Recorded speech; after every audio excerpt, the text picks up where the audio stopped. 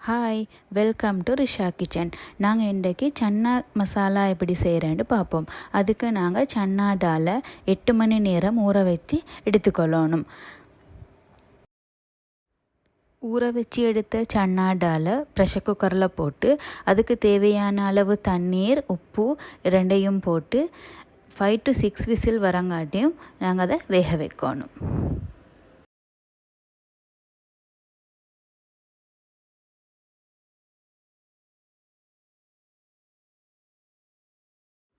சன்னாடு கிரேவியை செய்கிறதுக்கு ஒரு பேனில் 2 tablespoon oil,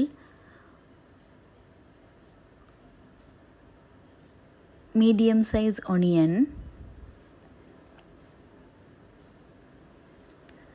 2 pieces garlic and small piece ginger, 3/4 teaspoon salt, 1/2 teaspoon turmeric powder, 1 teaspoon garam masala or curry powder, 1/2 teaspoon chili powder,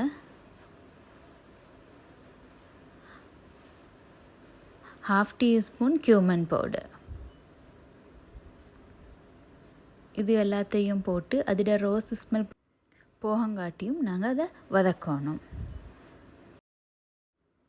அடுத்ததாக கொஞ்சம் தண்ணி, cut பண்ணி வச்ச மீடியம் சைஸ் டொமேட்டோவையும் நாங்கள் அதோட எட் பண்ணிக்கொள்ளணும்.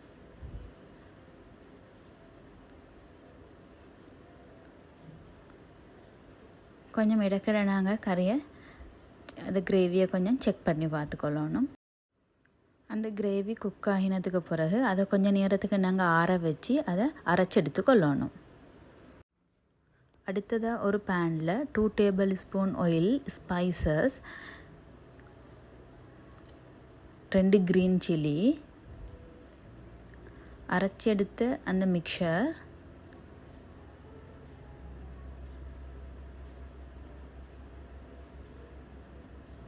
போட்டு கொஞ்சம் நாங்கள் அதை வதக்கணும்.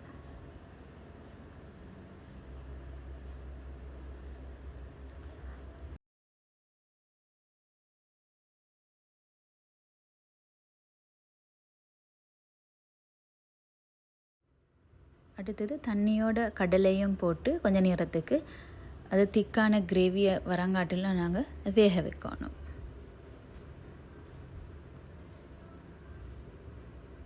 இடக்கிட கொஞ்சம் செக் பண்ணி பார்த்துக்கோங்க.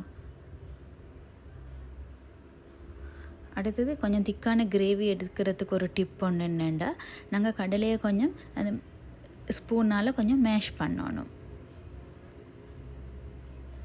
ஒரு 5 to 6 ஒரு கடலை மாதிரி நாங்கள் மேஷ் பண்ணிக்கொண்டா எங்களுக்கு கடலை கறி திக்காக கிடைக்கும்.